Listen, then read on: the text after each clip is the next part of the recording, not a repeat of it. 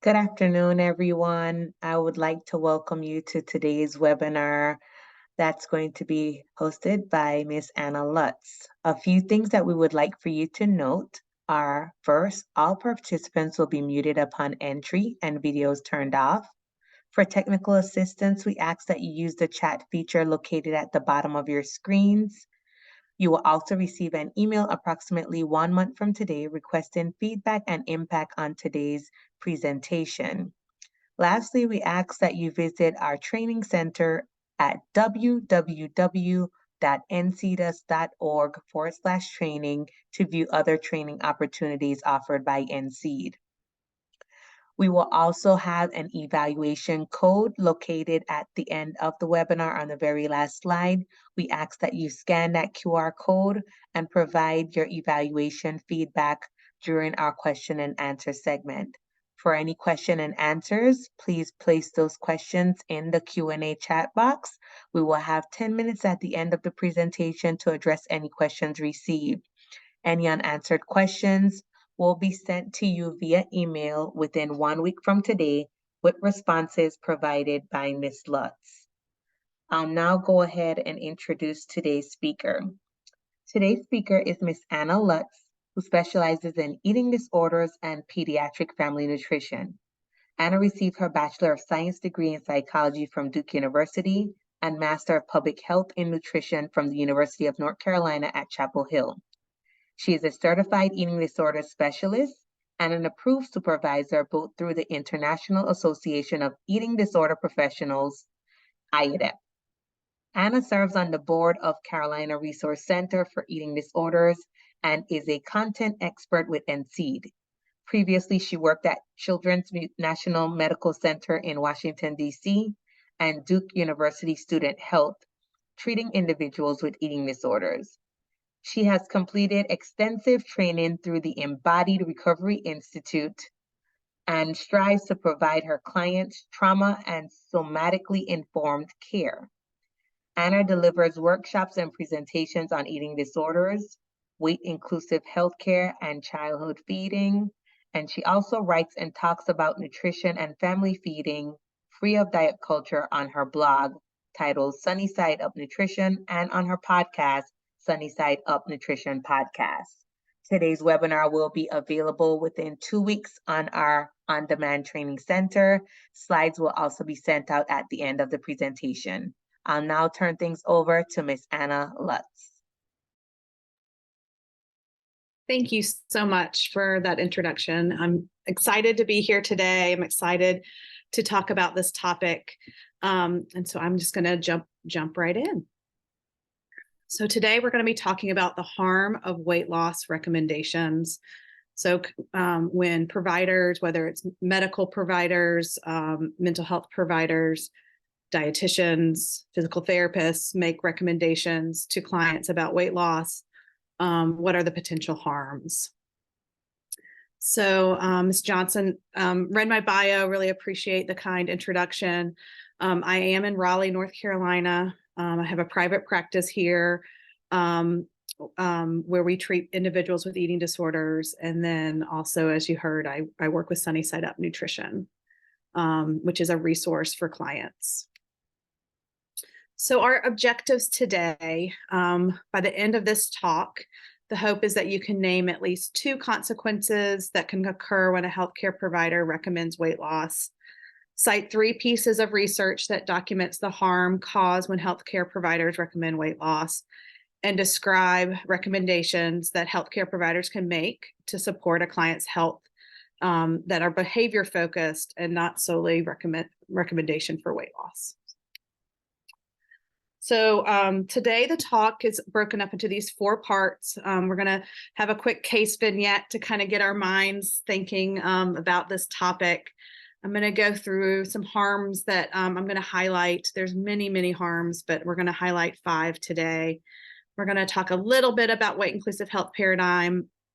Although a previous talk with NCED that is more extensive is on the NC library that you can check out about weight inclusive health paradigm. And then we're going to talk briefly about the new AMA recommendations regarding BMI. A little bit about language before I jump in. When I'm working in my clinical practice, I avoid stigmatizing language such as the words obese or obesity or overweight. In medical research, these words are used, and so you'll hear me use them throughout this presentation, citing medical research.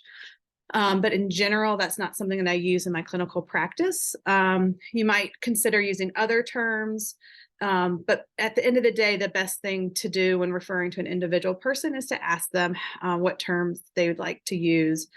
In this work that I do, it's become clear that many people are reclaiming the word fat that has been used as a weapon for many, many years. And so to kind of reclaim that word, they use the word fat. But again, that would be something before identifying someone with any term, to ask them what terms they would like to use to describe their body. So we're going to talk about just a quick case vignette, just to get our minds kind of thinking in this direction. So we're going to meet Allison. Allison is a 48-year-old cisgender woman. She has a past medical history of hypertension and hyperlipidemia. She's come into her primary care doctor to establish care. And it's been over 3 years since she has been to a primary care doctor. You can see her blood pressure and LDL, her hemoglobin, A1C, and her BMI. So she talks to her primary care doctor that she has a long history of dieting going back to when she was in high school. Her weight has gone up and down many times over the last several years. She does have a family history of hyperlipidemia and heart disease, and there's been a lot of stressors in her life in the last several years. Prior to her last medical appointment, which was 3 years ago, she saw her PCP frequently with the focus of weight loss. The medical provider had recommended that she go on a low carbohydrate diet and to meet with the PCP regularly every 3 to 6 months over a 3-year period. So she said she would come in, she'd be weighed, and the doctor would talk to her about how things were going with her diet. At first, her weight went down. She received a lot of praise. It was really exciting that her weight was going down. At some point, it plateaued. She continued to get counseling from her physician about what she was eating. And at some point, her weight started going up, and she eventually stopped seeing that physician and has not returned. So just to kind of think to yourself, has a focus on weight helped this patient? Has it helped with her overall medical presentation? What harms might have been caused by a focus of her care being specifically on if her weight was going down or up? And what might have been the missed opportunities? What could have happened if the treatment had a different focus that was not focused on weight loss? So these are some things that we're going to try to kind of think about over our next time together. So today we're mostly talking about a weight normative approach. So the approach that is most common right now in the United States healthcare system, which prioritizes weight as the main determinant of health. Putting people in categories. They're in certain categories, they're deemed healthier based on their weight. Other categories, they're deemed unhealthy. And it focuses on weight management for the treatment and prevention of disease. That if controlling someone's weight is a way to treat disease and prevent disease.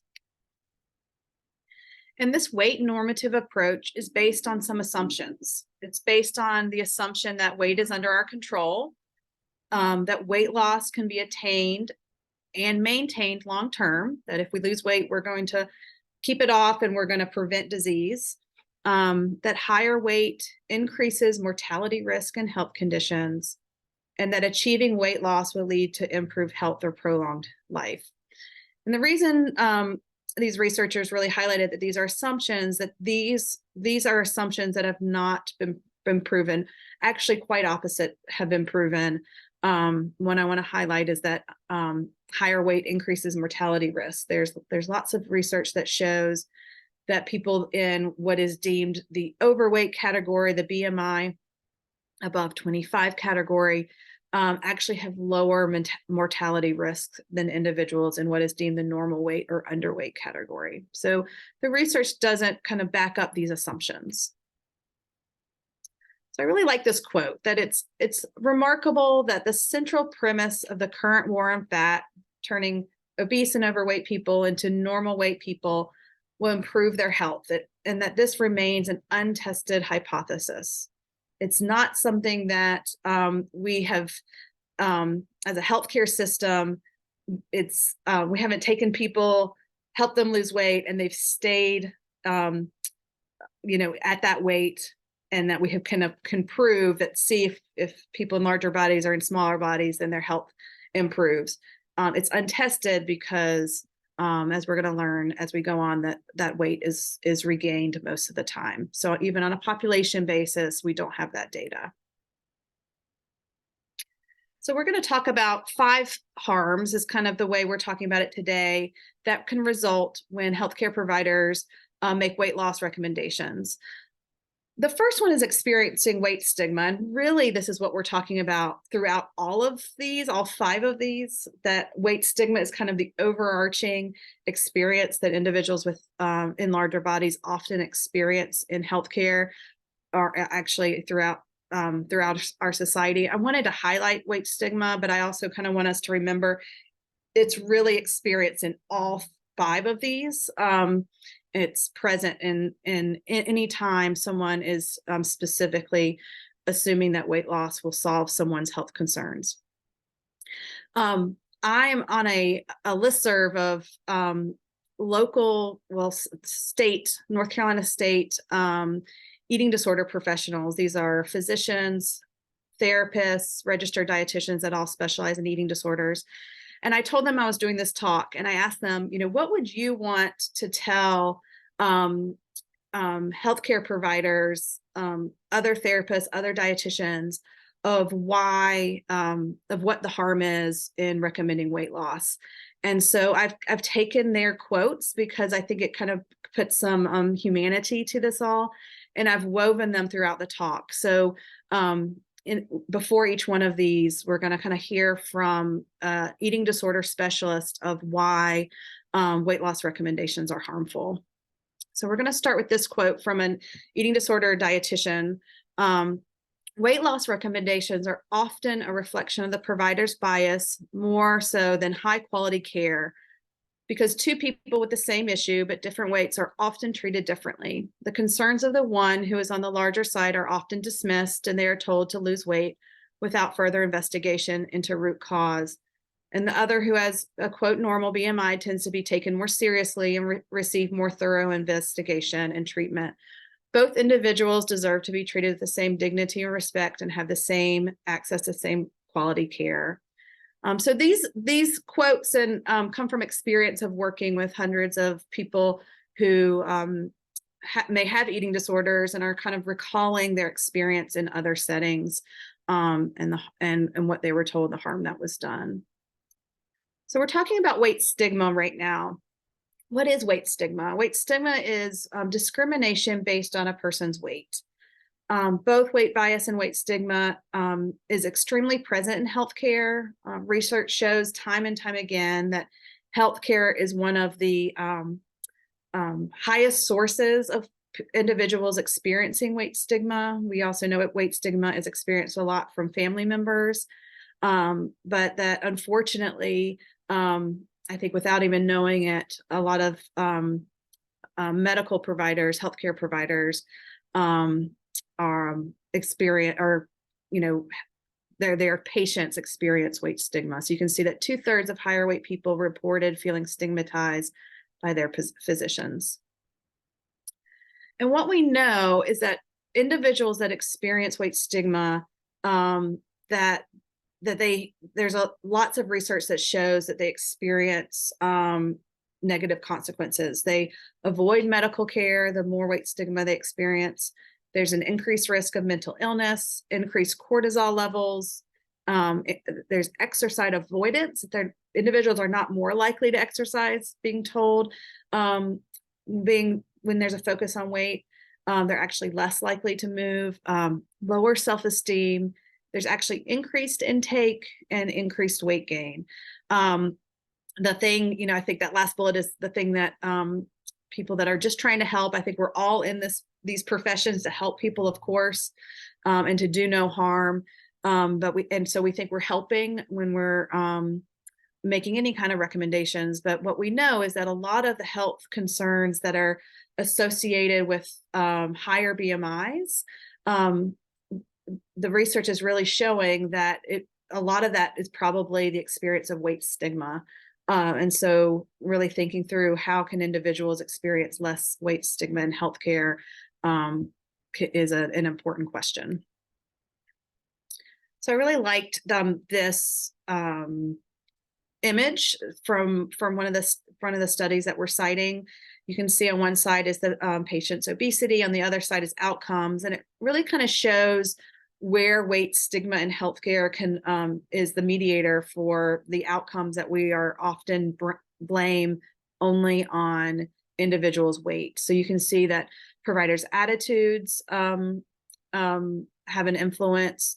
The environmental cues, that might be the size of the chairs or the size of the blood pressure cuffs. What are the environmental cues in a healthcare setting? Are you welcoming all size people? That can lead to patient's avoidance, patient stress, mistrust, poor communication.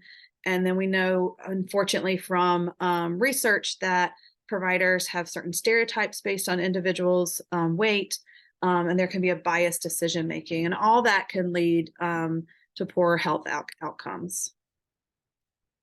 So again, weight stigma goes throughout this whole talk. We're gonna move on to the second kind of harm that we're talking about today, which is weight cycling.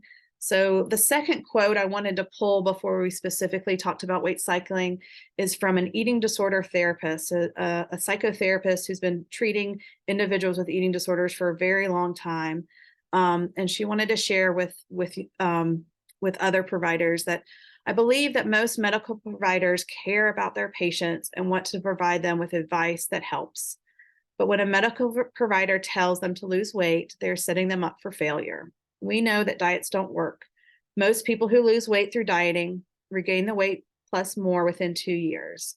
This tells us that we do not have the ability to manipulate our body weight anywhere close to the degree that diet culture wants us to believe. Moreover, weight loss does not address whatever underlying issues might be driving the patient's medical needs. It sets patients up to feel frustrated for self-blame and shame, rather than giving them an evidence-based medical treatment that will meet their health goals. And so I had one more for this one, also from a therapist. Because weight loss isn't a long-term sustainable solution, the recommendation of weight loss sets our clients onto a cyclical path of failure, disempowerment, and unaddressed pain, all of which exacerbate each other and foster more chronic dependence on mental and medical care services, rather than empowerment for health and wellness, flourishing regardless of body size. So what is weight cycling? Weight cycling is what we might also call yo-yo dieting. So when an individual loses weight, usually from a restrictive diet, and gains it back, and oftentimes that cycle happens again. And that's because of just basic physiology. That weight cycling is actually the norm. We know that looking at lots of studies, that the success rate at the 5-year mark is about 2 to 5% of someone keeping weight off at 5 years. So much of the diet research ends at year 1. They follow individuals to about year 1, maybe year 2. But if you look out further than that, the success rate or individuals that keep weight off past the 5-year mark is 2 to 5%. I can't think of any other recommendation that healthcare providers give with that kind of success rate. It wouldn't be evidence-based if we said, you can try this, but only 3% of the people it's helpful for. That's not usually how we practice our craft. So I think that's an important piece to really think on. Individuals lose weight, they plateau around 6 months and then regain the weight back. And so that's shown time and time again in research. and that usually people gain more weight than they've lost. So what's the harm of weight cycling? Well, when you dig into the research, weight cycling has been linked to an increased risk of health problems.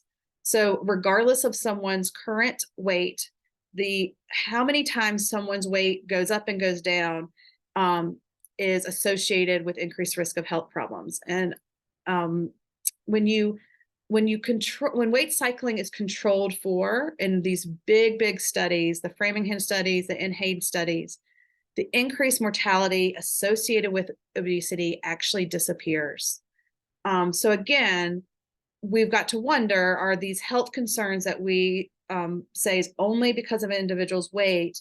Is it more because of the weight cycling? So we know that weight cycling has been linked to diabetes, weight cycling has been linked to high blood pressure, high cholesterol. And so as a healthcare system, are we feeding into this and then kind of stepping back and saying, see, people that are in larger bodies have these health concerns, and we're not helping what's going on. We're actually might be causing harm.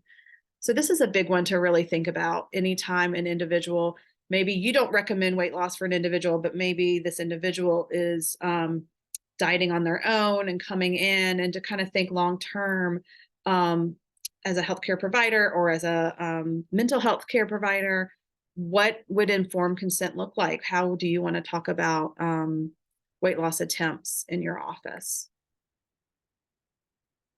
So risks, I touched a little bit on this already about the healthcare risks with diabetes and hypertension. We know that weight cycling is associated with more depression, and we know that it's associated with poor cardiovascular health. So the research is there, and I've got all the complete citations at the end of the talk.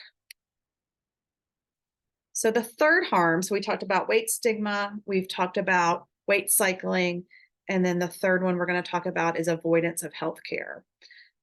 So here's another psychotherapist that I work closely with who specializes in eating disorders.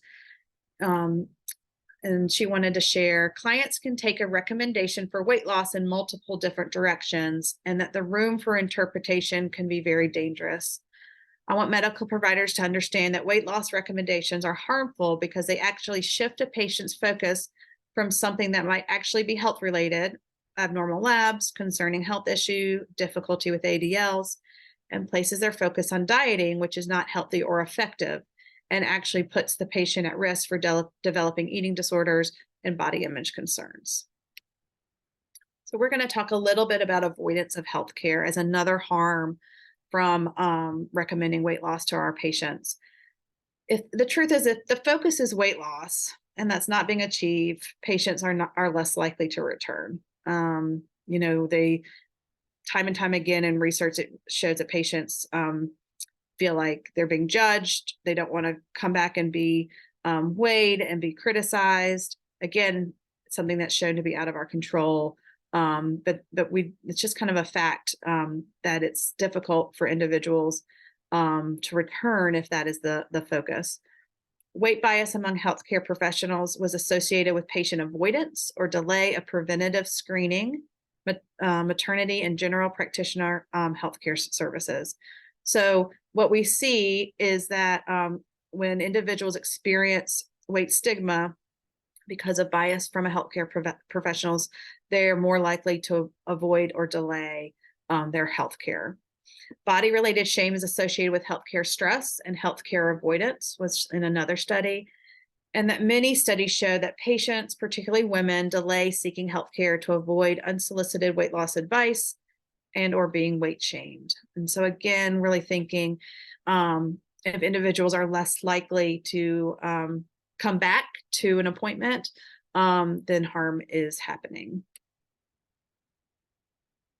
So the fourth harm we're talking about today is misdiagnosis or inappropriate treatment as a result of a weight loss recommendation. So here's another quote. Most of all, I would highlight that using weight loss as a blanket recommendation can very quickly delay someone in getting the right diagnosis for their specific issue.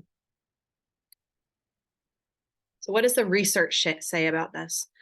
There are many studies that cite that individual experience that healthcare professionals focus on weight as the cause of all of their health concerns. So individuals saying that, anytime I go to the doctor, weight is blamed. And we see that anecdotally a lot in our work. Individuals saying, I went in for a sinus infection and I was told to lose weight. Or I went in for the flu and I was told to lose weight. And so time and time again, individuals, will delay going to the doctor because they don't want to hear that. They want their concern addressed. And so there might be this, there's this bias that weight is the cause of things that it is not. Patients report that a focus on weight leads to patients not disclosing all details of their health concerns, avoidance of PCP appointments, and not seeking help for a health concern. So again, research kind of backing up that there can be a delayed diagnosis or possibly inappropriate treatment if the focus is on weight. We know that doctors spend less time with obese patients and are more reluctant to do screening tests, again, which would delay diagnosis.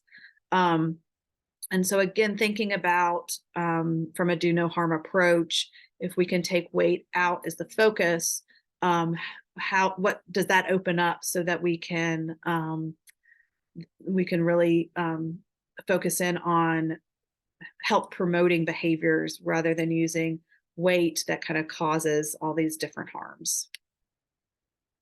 So the fifth harm that we're focusing on today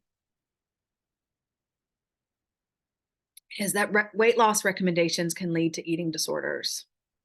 So again, we've talked about weight stigma, we've talked about weight cycling, we've talked about avoidance of healthcare, and we've talked about misdiagnosis. And then a big one that, of course, I see in my office, unfortunately, frequently, is that diets are one of the most common risk factors for an individual developing an eating disorder. And so here's another quote. Prescribing weight loss and dieting are risk factors for eating disorders like anorexia, bulimia, and binge eating disorder.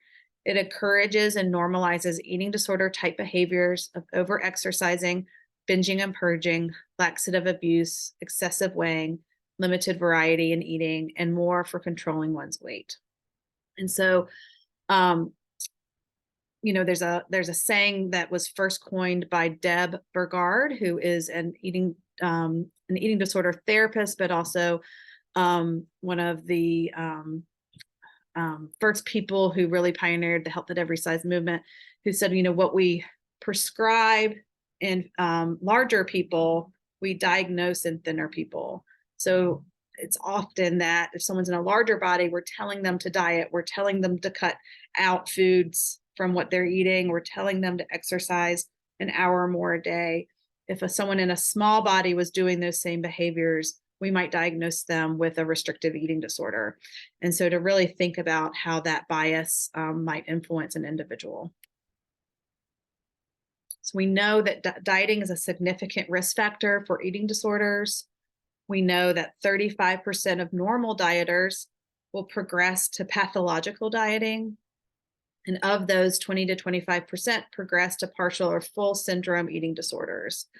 And so again, really thinking if this is a recommendation that's coming from healthcare or mental health care provider, what harm might be done since it's such a risk factor for developing eating disorders. So there's a lot of research specifically with adolescent girls tying dieting to eating disorders. So adolescents reporting dieting behavior are more likely to exhibit binge eating, extreme weight control behaviors, and reported eating disorders at 5-year follow-up. High school girls engaging in dieting at increased risk of binge eating 2 years later. And at a 3-year cohort study, adolescent girls dieting at severe levels are 18 times more likely to develop an eating disorder. So really thinking, I really, because of the work I do and the clients that I see daily, dieting to me is a very risky behavior. Yes, some people can diet and they don't develop eating disorders, but there are some people, because of their genetics, way their brain operates. They do, and it causes lifetime problems. I think about it similarly to alcoholism, where some people can drink a glass of wine and be fine, and other people cannot. But we don't know who those people are and who those people aren't. And so to really be thinking about that when encouraging, maybe not even recommending, but just encouraging individuals to lose weight. So we need to remember that with dieting and disordered eating, there are many health concerns associated with these. And you can read them there on the screen, but to really think that dieting and losing weight is thought of as this very positive thing, leads to health. But we know that disordered eating and specific eating disorders eating disorders have a very high mortality risk associated with them, and have a lot of health concerns. And so it's something really to think about and to know. All right, so what do we do instead? We've gone through these harms of why weight loss recommendations are harmful. I'd also think about it like, why is it harmful for medical providers even to encourage dieting? So what can we do instead? And so this therapist said, I tell them being medical providers, to not make assumptions based on a person's body, size, or shape. Ask more questions and get more history. And so that's kind of, I would say, I hope one of the biggest take homes is if we can take weight off the table and we can focus on the individual that's before us, what are the other possibilities? And if we know that weight loss isn't sustainable, we know that focusing on weight causes harm. If we know that and can set that aside, what else can we do that really supports an individual, that really enhances our relationships with our clients and our patients, and that would support health? So this is from Tracy Tilka, who does a lot of research on weight stigma. But I wanted to highlight it here, that she said there is a cultural belief that people have to be dissatisfied with their weight or any aspect of their appearance to be motivated to improve it. This belief has not found general support in the literature. In fact, the reverse is supported. People are more likely to take care of their bodies when they appreciate and hold positive feelings towards their bodies. So something to think about. I think there's unfortunately a cultural belief that we need to shame people. People need to know that they're in a large body. People do know that, and they need to know that they need to do something different. And the opposite is true. We need to support individuals to feel positive about themselves so that they take good care of the body they have. So what to do instead? This talk is not designed to focus on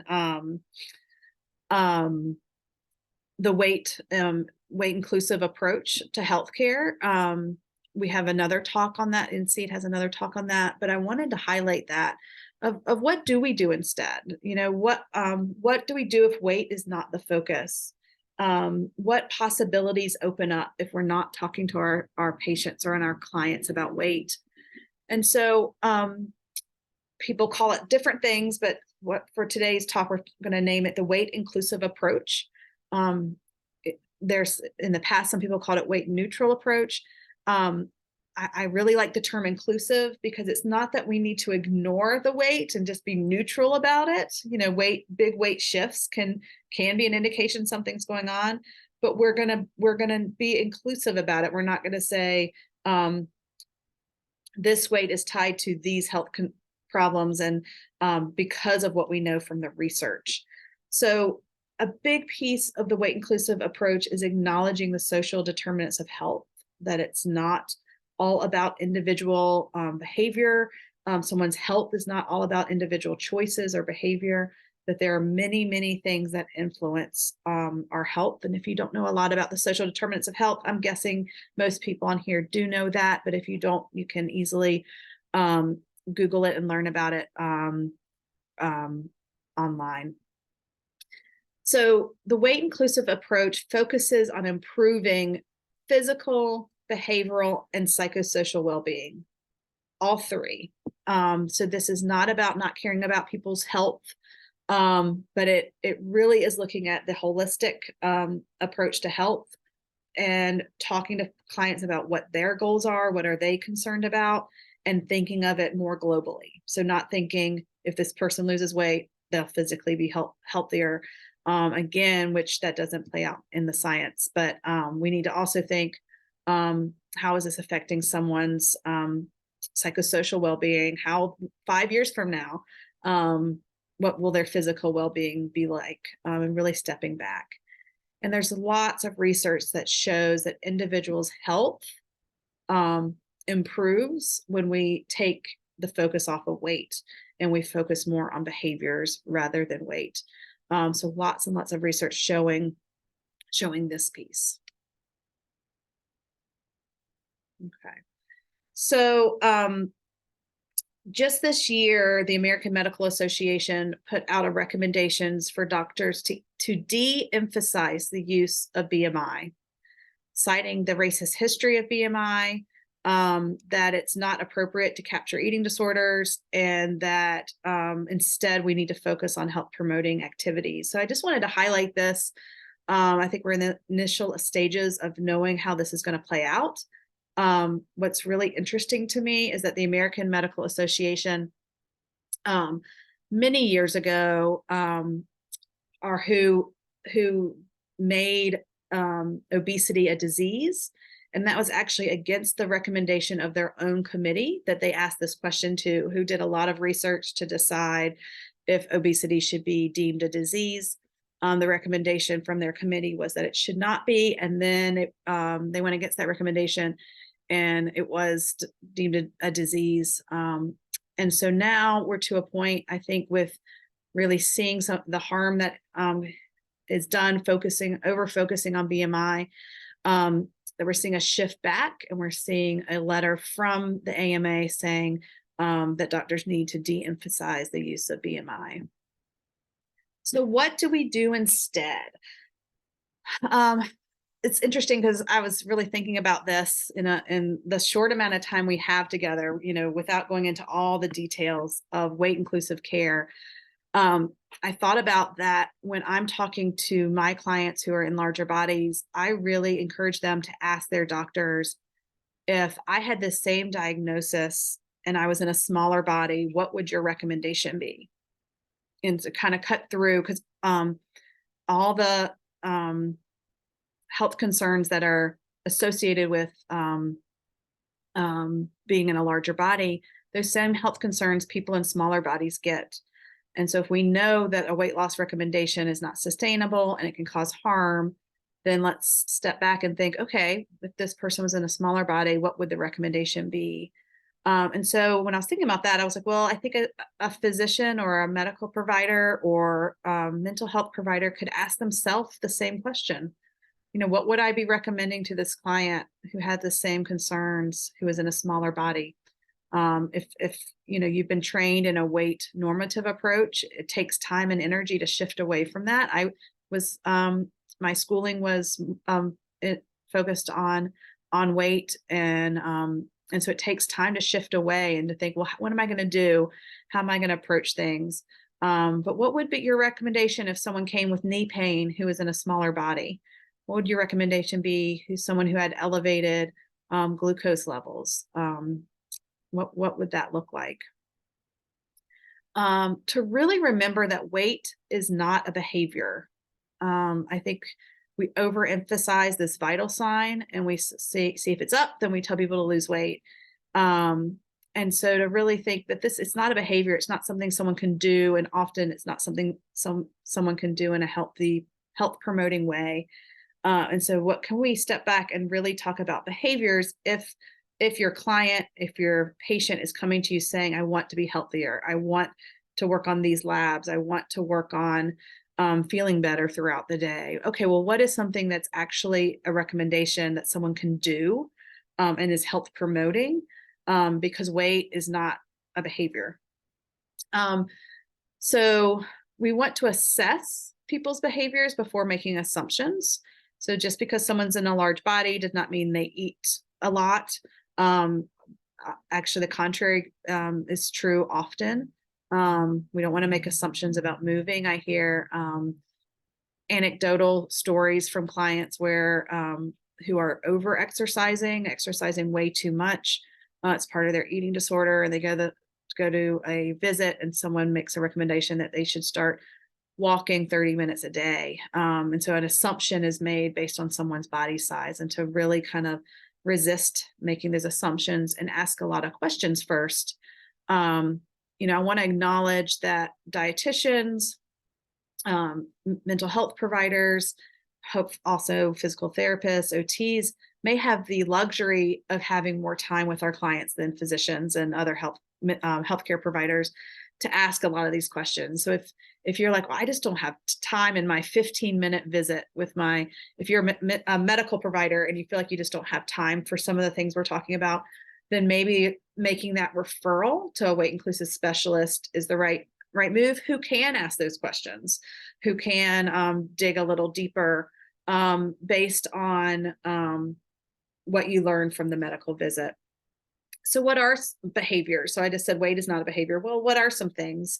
If someone's coming in and saying, I want to improve my, my blood pressure. I want to improve how I'm feeling throughout the day, or what other concerns they may have, or maybe you've diagnosed them with an illness. Okay, what would be the behaviors that we know are evidence-based that would support health? So I kind of brainstormed some things that we can focus on, and there's actually really great, interesting research that focuses on cardiovascular health. So exercise, regardless of someone's weight changing, improving their blood lipids, including their heart health. That someone doesn't have to lose weight in order for them to have a improved cardiovascular profile. And so again, we can take weight out of the picture. If someone's saying, I have high blood pressure, I want this is something I want to work on. Okay, you can talk to them about moving in a healthy way, and it doesn't have to be focused on weight. And you can see some of the other ideas. But again, this would all be through asking lots of questions and deciding what is appropriate. And then we talked about the referrals. So I wanted to share some resources. There's an implicit bias test. Many of you may know about it, from Harvard. All different implicit biases, but you can take your own test about weight bias. And this might be a really good place to start, just to kind of question yourself. I think all of us, we live in this culture that is so biased regarding weight.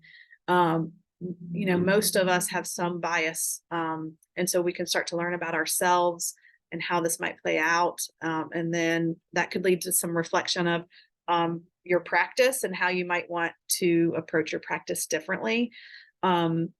If a very concrete way to start, if you're thinking, wow, this is all very interesting, what can I do differently? Even just thinking about the physical environment. What are the seats in your waiting room? If you're a psychotherapist, where does your client sit? Is the sofa really low to the ground, or is it easy to get out of? Is your whole space welcoming to different size bodies? What is the size of your blood pressure cuffs?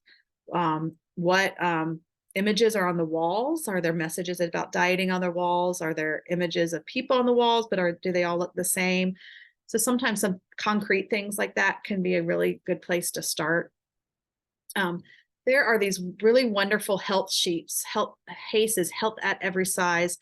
These are sheets, so downloadable, one page. I think they're one page, maybe 1 or 2 page handouts on certain health conditions and what the recommendations, the science-based recommendations, are from a weight inclusive lens. So you can pull up hypertension, and you can look at what does the research say from taking weight out of the picture of what the recommendations are for hypertension.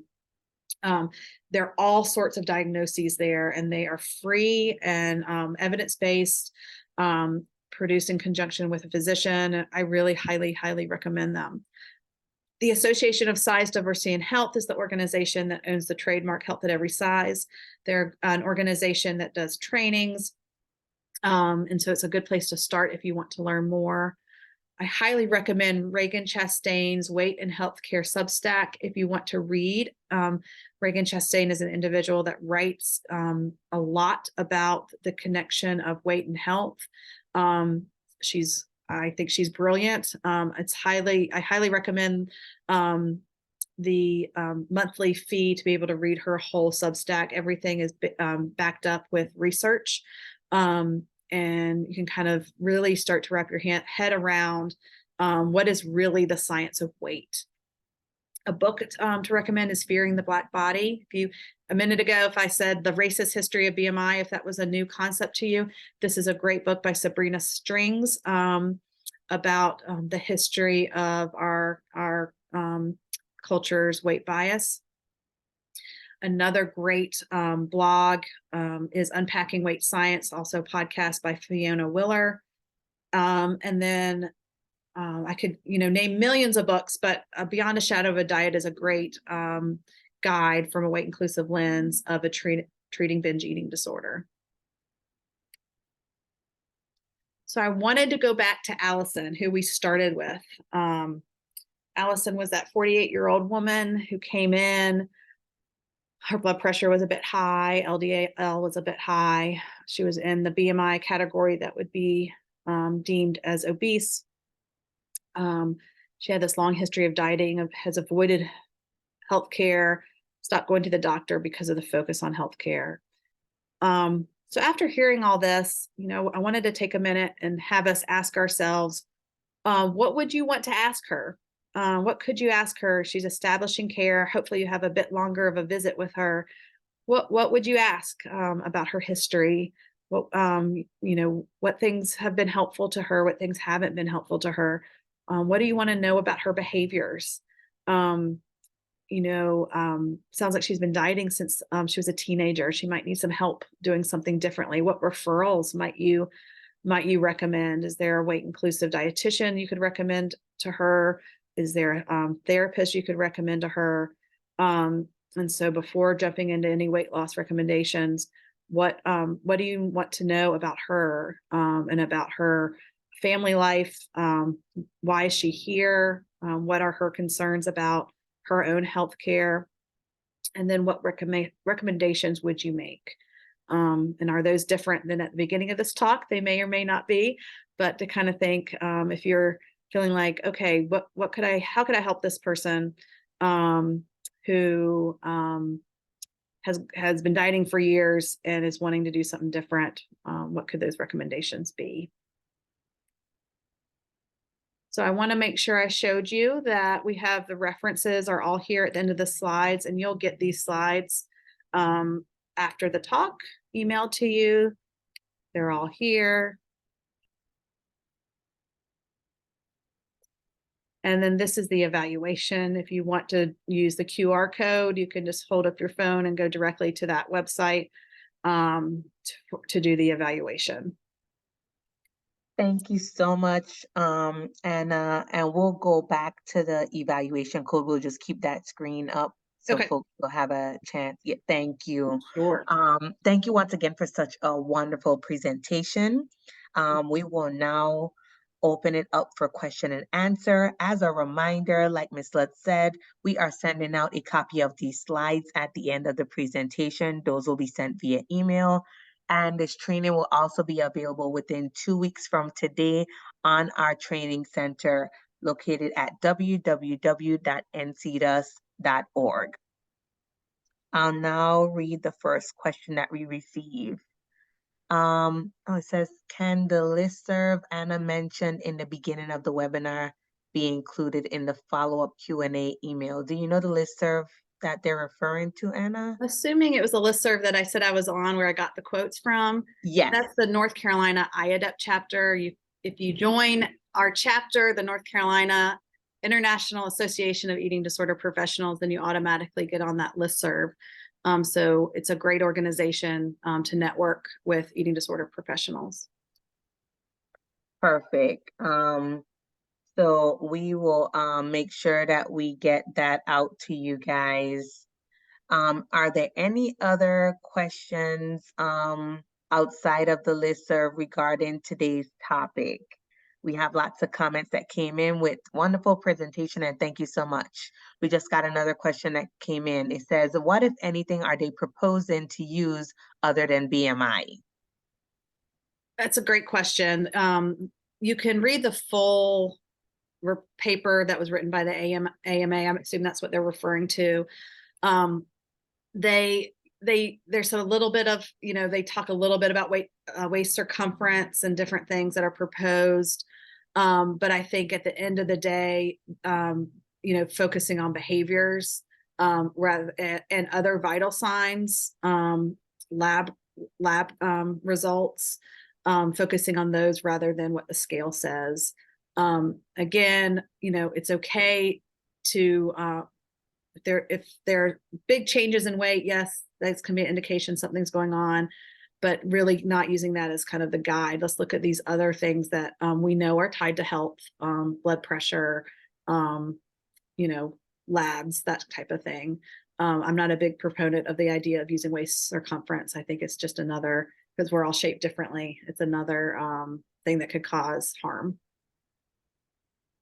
Thank you so much, Ms. Lutz.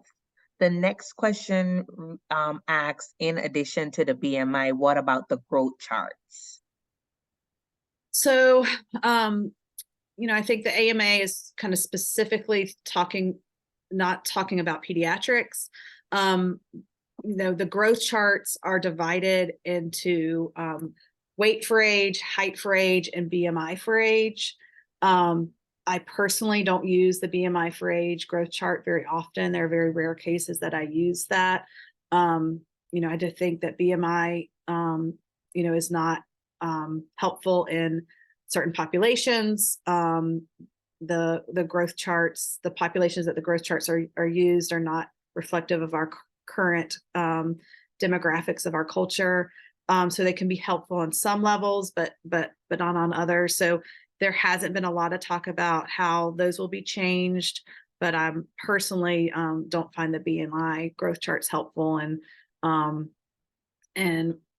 really like to follow an individual's growth over time if they're under 21, rather than comparing them to others on the growth chart, looking at how they're growing over time. And I did do an NC talk all about growth charts, and so that's in the learning library if you want to learn more about growth charts. Thank you so much, Ms. Lutz. Sure. The next question reads, thank you so much for the talk and citations. What are your recommendations for when working with clients who are interested in weight loss? Specifically, I am an ED therapist in training, and I'm wondering how to navigate clients' goals and knowing the dangers of dieting and weight loss. Great. I'm so glad you asked this question. I almost went into it in the last slide. And I thought, well, I want to make sure I have time for questions. So I'm so glad you asked this question. I think it's an important one because it's going to happen, right? Like, we can know the science, we can know the harm, and we're going to have clients that come to us and want to lose weight because they live in this culture that is constantly telling us that we would be better off if we were in a smaller body. And so, to really think through, I think it's very nuanced, but how can you support your client from a relational standpoint? Not tell them you're wrong, you shouldn't feel that way, diets are bad, diets don't work, which can really sever a relationship, and more talk about where's that coming from? Of course you might feel that way because of our society. And then ask them for permission. Can I talk to you about my concerns of you intentionally going on a restrictive diet? And so then I think it becomes more about informed consent. I want to tell you that diets don't work long term. These are my concerns for this. And I understand why you might feel that way. And so I think sometimes weight inclusive providers have felt like we can't have those hard conversations with people or we're not really a weight inclusive provider. But that's where the inclusivity comes in. Some people, maybe based on their trauma history, do not feel safe in the body they have. And I would never tell someone you can't lose weight or you shouldn't lose weight, but that there's no evidence-based method that I can recommend of how someone can lose weight. I don't have it. And I believe it causes harm. And so let's have these hard conversations. And hopefully if in a way that the two of you can stay in relationship long-term so that you're there for that person. So if they do decide to go on a diet and lose weight and gain it back, that you can still be a trusted person that they come to.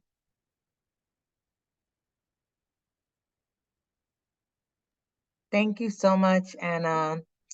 The next question asks okay, so we're gonna send out the new link for the evaluation. We apologize that that link is going to the wrong emails. Okay. So we are going to send out the new evaluation code. The next question reads, what about people who come for binge eating, emotional eating, etc., and want to lose weight? How do you address those people? Yeah, so very similar to what I just said is my short answer, but to really remember that binge eating disorder is diagnosed by behavior. It's not diagnosed by what someone's weight is. Someone can be in any size body and have binge eating disorder. So, and they are, I would say, more at risk of experiencing the negative consequences of dieting. So we really need to treat the eating disorder first, focus on the behaviors and what might be underlying the eating disorder, while at the same time opening conversations about their body and body image.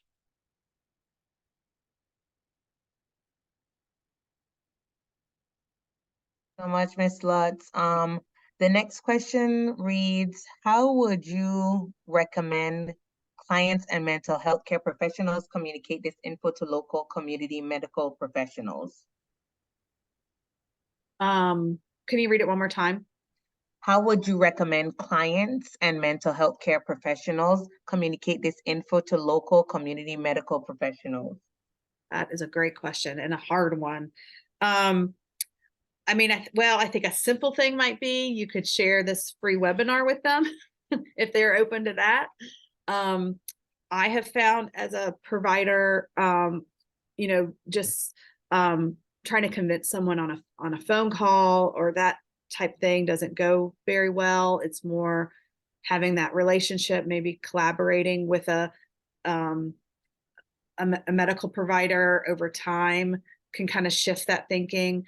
I think I mentioned in the talk, I encourage clients to ask that simple question to their doctor. If I was in a smaller body, what recommendations would you make? There are lots of great resources out there as far as there are different cards, no weigh cards that individuals can take to their doctor that says they don't want to be weighed, with a short explanation on that that they can just hand to their doctor. And so if that is a request, that's a possibility. But again, because we're all in this culture and we've been trained, most of us have been trained in a weight normative way. It takes a lot of kind of unlearning. And sometimes it's helping our clients navigate the healthcare system that we have and maybe not convincing the other providers to change as much as we would like them to. Thank you so much, Anna. Sure. The next question, we have two more questions. So the next question reads, what are your thoughts on patients using medications like GLP-1S that have been researched to be effective for weight loss? In what scenarios might these be helpful? I was waiting for that question. I mean, I think the jury is out at this point. Long term, what's going to happen with these medications? We know they're helpful for some individuals with diabetes, but I don't think we know long term what the improvements in health will be. So I'm just approaching it with my clients who want to take them or who are prescribed. I'm trying to stay in a place of curiosity. I have some reservations about them because of my the type of clients I've seen. I see kind of this promise that things will be better with weight loss. I've had some clients that have found it very helpful. I've had other clients who have not and have had pretty severe side effects. So I think, you know, in a few years we're going to know more, but I think right now we don't know long term what's going to happen. You know, there was one report that came out about concern with people on these medications who go under anesthesia for surgery, that their risk of aspiration is higher because more food is sitting in their stomach, and so they're needing to go off their medication longer before planned surgeries. But of course, there's also unplanned surgeries. So things like this, I think we're not sure of all the consequences, and we just need to approach it with caution. Thank you so much, Anna. For those of you that may not have seen it, the evaluation code is in the chat. I'll go ahead and address one more question, and the last question we'll send out via email. It says the social pressures to be thin are pervasive, and I agree these ideals are not realistic or sustainable, and weight regain is just so common. It is not surprising that so many patients still want to lose weight. How do you approach this with patients who are extremely tied to losing weight? If your practice doesn't use a weight-focused approach, do you not provide support to these patients or try to reframe their weight goals for weight? How do you address this sensitive issue if it feels not validating to those who feel so stressed out about losing weight? Yeah, yeah. Well, I go back to that. There's not anything that I can recommend that is evidence-based that leads to long-term weight loss and doesn't cause harm, or doesn't, you know, neither is true.